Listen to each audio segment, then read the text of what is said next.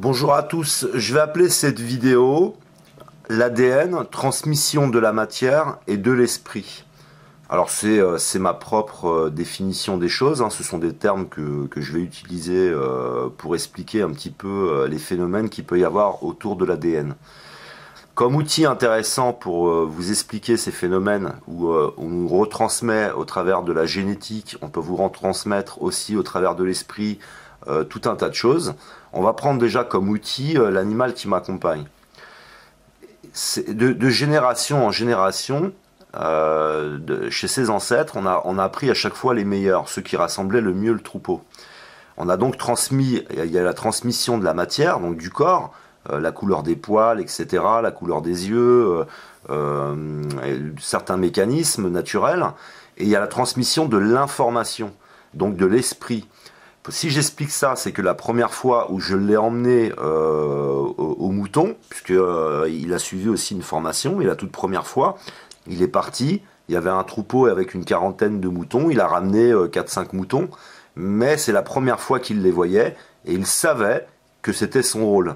Ça veut dire que ça a été retransmis dans l'esprit. Et vous allez comprendre où je veux en venir.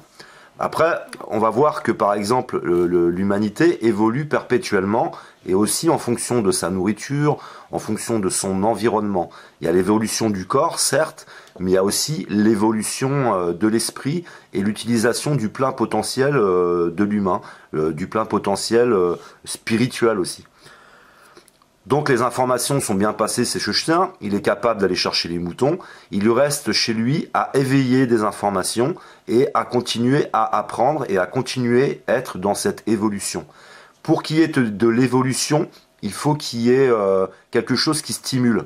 Ça veut dire que pour que le corps change de génération en génération, il doit y avoir quelque chose à l'extérieur qui va le stimuler.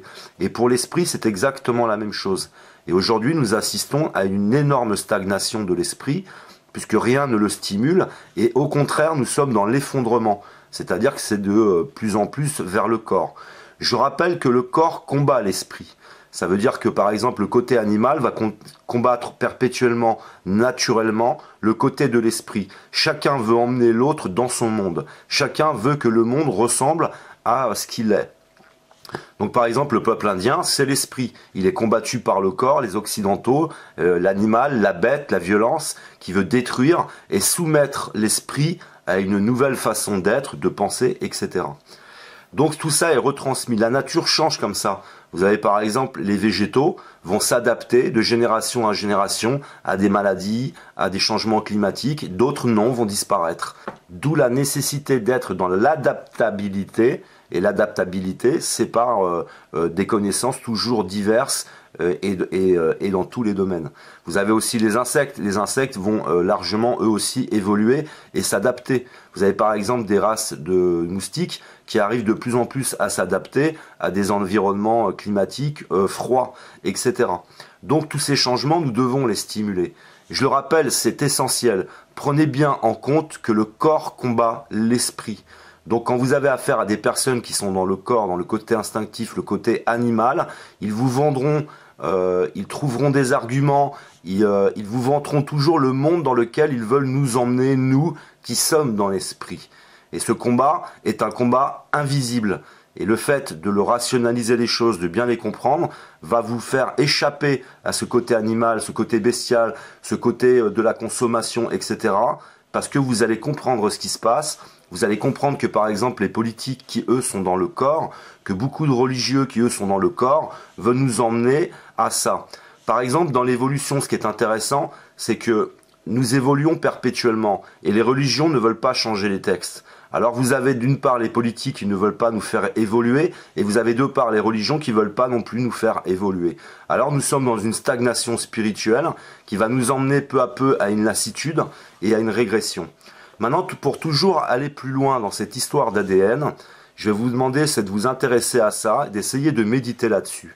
Nous pouvons transmettre dans l'ADN la partie génétique, nous pouvons transmettre dans l'ADN des connaissances. Par exemple, si vous avez eu un ancêtre, comme pour le chien, qui lui a des ancêtres qui travaillaient avec les moutons, et de génération en génération, vous avez peut-être un ancêtre qui jouait de la musique. Alors vous allez avoir à un moment donné dans la famille un enfant, un nouveau-né qui va arriver et qui va avoir des aptitudes exceptionnelles à apprendre la musique et à la jouer. Il faut bien comprendre qu'il n'est pas en train d'apprendre, il est en train d'éveiller des connaissances, d'où ces facilités. Et après, il va y avoir la partie de l'apprentissage. Ce qui fait que si vous êtes très sensible, vous êtes capable de savoir ce qui s'éveille en vous ou ce que vous apprenez. Par exemple, moi, l'ensemble des connaissances que j'apporte aujourd'hui est des connaissances qui étaient chez mes ancêtres. Et elles s'éveillent en moi aujourd'hui. Et en plus, je vais continuer à enrichir ces connaissances grâce à l'apprentissage. Mais dans la plupart des cas, j'arrive à définir ce qui s'éveille en moi et ce que j'apprends. D'où aussi le bon sens. D'où vient notre bon sens? Le bon sens a été transmis de génération en génération. Nous sommes parfois dans le doute, mais quand même capables de définir qu'est-ce qu'une vérité ou qu'est-ce qu'un mensonge. Quand nous sommes capables de le définir, c'est parce que l'information était déjà en nous, en plus, certes, d'être logique. Ce n'est pas seulement le fait d'éveiller, ça peut être aussi simplement la logique qui nous permet d'accéder à une vérité, de mieux l'accepter en tous les cas. Donc voilà, dans l'ADN, comprenez bien qu'il y a donc toute la partie biologique, chimique, etc. Il y a toutes sortes de sciences, mais il y a aussi les connaissances. Ça veut dire que pour que l'humanité utilise son cerveau et son plein potentiel, il faut que de génération en génération, nous allions toujours plus loin dans les connaissances et dans la spiritualité, dans les sciences. Ce qui fait que nous sommes largement attachés à l'héritage matériel, l'héritage génétique, et nous mettons de côté tout l'héritage de toutes les connaissances. Et c'est extrêmement malheureux, puisque c'est encore vivre dans le côté de la matière, ce que nous n'emporterons pas avec nous, puisque le spirituel, c'est la seule chose que nous garderons, ce sont nos connaissances et la partie spirituelle, c'est cette élévation, c'est cette démultiplication de cette énergie qu'est l'esprit, et qu'il faut enrichir en permanence pour continuer à permettre à l'humain de subir une information extérieure qui va l'amener à toujours plus évoluer. Donc les changements, l'évolution de l'être humain, c'est fonction de ce qu'on subit de l'extérieur. Alors faisons subir à notre esprit des connaissances, des sciences, etc. Et on continuera à s'apercevoir que des enfants naîtront de plus en plus intelligents, des enfants naîtront aussi, qu'on appellera des enfants suractifs, mais qui sont capables d'absorber énormément d'informations, qui sont capables d'évoluer extrêmement vite, etc. Et après, nous aurons donc des changements qui seront des changements spectaculaires, où on pourra voir apparaître une nouvelle façon peut-être de communiquer au travers un petit peu d'une sorte de télépathie, etc. Il nous reste donc un tas de choses à faire évoluer, mais il faut qu'il y ait cette pression extérieure, il faut qu'il y ait la nourriture apportée à l'esprit de l'extérieur, et qui va nous emmener à continuer à évoluer.